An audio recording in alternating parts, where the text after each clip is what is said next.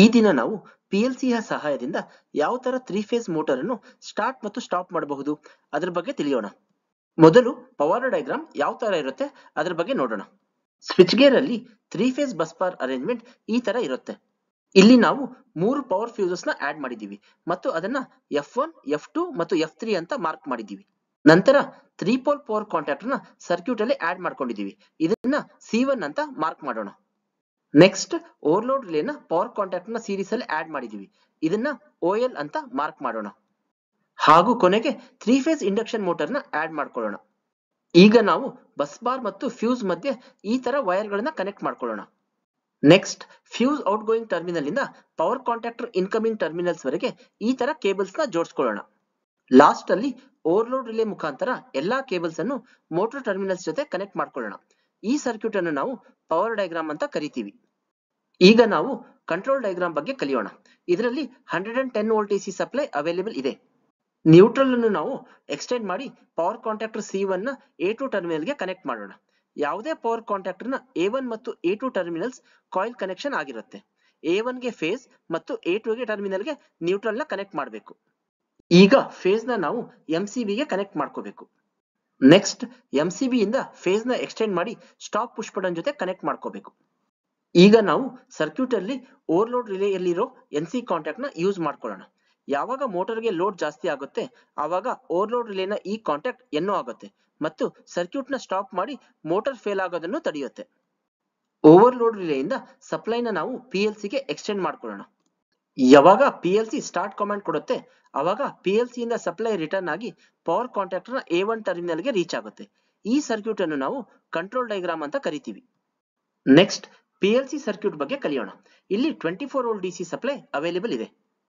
ಈ PLC ಯಲ್ಲಿ processor, 4 channel digital input module ಮತ್ತು 4 ಚಾನೆಲ್ ಡಿಜಿಟಲ್ ಔಟ್ಪುಟ್ ಮಾಡ್ಯೂಲ್ ಇದೆ. ಈಗ PLC ಆನ್ ಮಾಡೋಕೆ 24 ವೋಲ್ಟ್ DC ಸಪ್ಲೈನ ಎಲ್ಲಾ ಕಾಂಪೋನೆಂಟ್ಸ್ ಜೊತೆ ಕನೆಕ್ಟ್ ಮಾಡ್ಕೊಳ್ಳೋಣ. ನಾವೀಗ ಫೀಲ್ಡ್ ಇಂದ ಮೋಟರ್ ನ ಆನ್ ಮಾಡಬೇಕು. ಅದಕ್ಕೋಸ್ಕರ ನಾವಿಲ್ಲಿ ನಾರ್ಮಲಿ ಓಪನ್ ಕಾಂಟ್ಯಾಕ್ಟ್ ಇರೋ ಒಂದು ಪುಷ್ ಬಟನ್ ನ ಆಡ್ ಮಾಡ್ಕೊಳ್ಳೋಣ.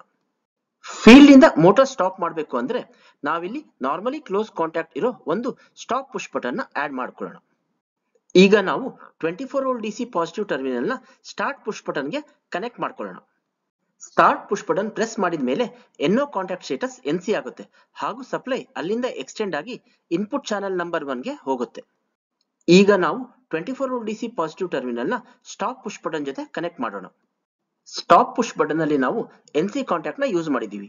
ಹಾಗಾಗಿ ಸಪ್ಲೈ ಕಂಟಿನ್ಯೂಸ್ ಆಗಿ digital input module channel number 2 ಗೆ ಪಾಸ್ ಆಗುತ್ತೆ. ನೆಕ್ಸ್ಟ್ PLC ಗೆ ಮೋಟರ್ ರನ್ ಆಗೋ ಫೀಡ್ಬ್ಯಾಕ್ ಬೇಕು. ಅದಕ್ಕೋಸ್ಕರ ನಾವು ಪವರ್ ಕಾಂಟ್ಯಾಕ್ಟರ್ ಅಲ್ಲಿ ಇರೋ NO ಕಾಂಟ್ಯಾಕ್ಟ್ ನ ಯೂಸ್ ಮಾಡ್ಕೊಳ್ಳೋಣ. ಯಾವಾಗ ಪವರ್ ಕಾಂಟ್ಯಾಕ್ಟರ್ ಆನ್ ಆಗುತ್ತೆ ಆವಾಗ ಈ ಕಾಂಟ್ಯಾಕ್ಟ್ ಸ್ಟೇಟಸ್ NC ಆಗುತ್ತೆ. ನಾವೀಗ 24 ವೋಲ್ಟ್ DC ಪಾಸಿಟಿವ್ ಟರ್ಮಿನಲ್ ನ ಪವರ್ ಕಾಂಟ್ಯಾಕ್ಟರ್ ಅಲ್ಲಿ ಇರೋ NO ಕಾಂಟ್ಯಾಕ್ಟ್ ಜೊತೆ ಜೋಡಿಸ್ಕೊಳ್ಳೋಣ. ಪವರ್ ಕಾಂಟ್ಯಾಕ್ಟರ್ ಆನ್ ಆದ ನಂತರ NO ಕಾಂಟ್ಯಾಕ್ಟ್ ಸ್ಟೇಟಸ್ NC ಆಗುತ್ತೆ ಮತ್ತು 24 volt DC supply digital input channel number 3 ಗೆ ಫ್ಲೋ ಆಗುತ್ತೆ. ಈಗ ಸರ್ಕ್ಯೂಟ್ ಅಲ್ಲಿ ನಾವು ಒಂದು ನಾರ್ಮಲಿ ಓಪನ್ ಕಾಂಟ್ಯಾಕ್ಟ್ ಇರೋ 24 ವೋಲ್ಟ್ DC ರಿಲೇನ ಆಡ್ ಮಾಡಿದೀವಿ. ಮೊದಲು 24 ವೋಲ್ಟ್ DC ನೆಗೆಟಿವ್ ಟರ್ಮಿನಲ್ ನ ರಿಲೇ ಅಲ್ಲಿರೋ ನೆಗೆಟಿವ್ ಟರ್ಮಿನಲ್ ಜೊತೆ ಕನೆಕ್ಟ್ ಮಾಡ್ಕೊಳ್ಳೋಣ. ಯಾವಾಗ digital output module channel number 1 ಇಂದ ಔಟ್ಪುಟ್ ಜನರೇಟ್ ಆಗುತ್ತೆ ಆವಾಗ 24 ವೋಲ್ಟ್ DC ಸಪ್ಲೈ ರಿಲೇ ಅಲ್ಲಿರೋ ಪಾಸಿಟಿವ್ ಟರ್ಮಿನಲ್ ಗೆ ಈ ತರ ಕನೆಕ್ಟ್ ಆಗುತ್ತೆ.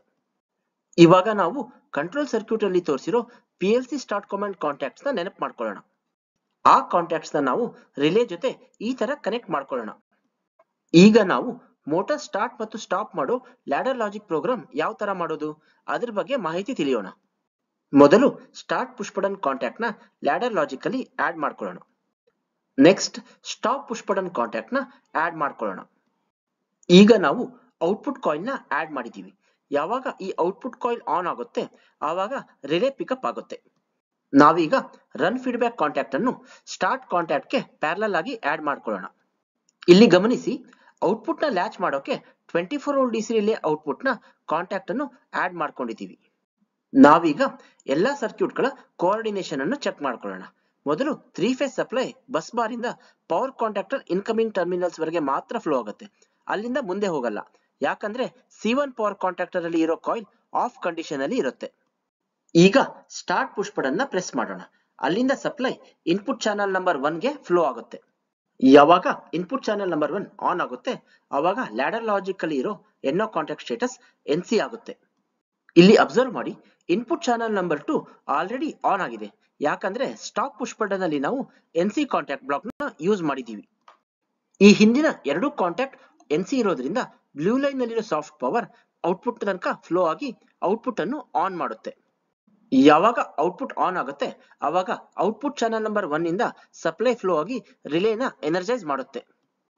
ರಿಲೇ ಆನ್ ಆದ ನಂತರ ರಿಲೇ ಒಳಗಡೆ ಇರೋ ಕಾಂಟ್ಯಾಕ್ಟ್ ಸ್ಟೇಟಸ್ ಚೇಂಜ್ ಆಗುತ್ತೆ ಹಾಗೂ ಸಪ್ಲೈ ಕಂಟ್ರೋಲ್ ಸರ್ಕ್ಯೂಟ್ಗೆ ಎಕ್ಸ್ಟೆಂಡ್ ಆಗುತ್ತೆ. ಎಕ್ಸ್ಟೆಂಡ್ ಆಗಿ ಬರೋ ಸಪ್ಲೈ ಪವರ್ ಕಾಂಟ್ಯಾಕ್ಟರ್ ನ A1 ಟರ್ಮಿನಲ್ ಗೆ ಫ್ಲೋ ಆಗುತ್ತೆ. ಇದರಿಂದ ಪವರ್ ಕಾಂಟ್ಯಾಕ್ಟರ್ ಆನ್ ಆಗುತ್ತೆ. ಪವರ್ ಕಾಂಟ್ಯಾಕ್ಟರ್ ಆನ್ ಆದ ನಂತರ ಔಟ್ ಗೋಯಿಂಗ್ ಟರ್ಮಿನಲ್ಸ್ ಇಂದ ಪವರ್ ಸಪ್ಲೈ ಮೋಟರ್ ಟರ್ಮಿನಲ್ಸ್ ವರೆಗೆ ಫ್ಲೋ ಆಗುತ್ತೆ ಮತ್ತು ಮೋಟರ್ ರೊಟೇಟ್ ಆಗಲು ಶುರು ಆಗುತ್ತೆ. ಪವರ್ ಕಾಂಟ್ಯಾಕ್ಟರ್ ಆನ್ ಆಗಿದೆ. ಈಗ ಅದರಲ್ಲಿರೋ NO ಕಾಂಟ್ಯಾಕ್ಟ್ ಸ್ಟೇಟಸ್ NC ಆಗುತ್ತೆ. ಅಲ್ಲಿಂದ ಸಪ್ಲೈ ಫ್ಲೋ ಆಗಿ ಇನ್ಪುಟ್ ಚಾನೆಲ್ ನಂಬರ್ 3 ಗೆ ರೀಚ್ ಆಗುತ್ತೆ. ಇದರಿಂದಾಗಿ ಲ್ಯಾಡರ್ ಲಾಜಿಕ್ ಅಲ್ಲಿ ರನ್ ಫೀಡ್ಬ್ಯಾಕ್ ನ ಸ್ಟೇಟಸ್ NC ಕೂಡ ಆಗುತ್ತೆ. ಇಲ್ಲಿ ಅಬ್ಸರ್ವ್ ಮಾಡಿ 24 volt DC relay output status ಕೂಡ NC ಆಗಿದೆ. ಯಾಕಂದ್ರೆ ಲಾಜಿಕ್ ಅಲ್ಲಿ ಉಪಯೋಗಿಸಿರೋ ಔಟ್ಪುಟ್ ಆನ್ ಆಗಿದೆ.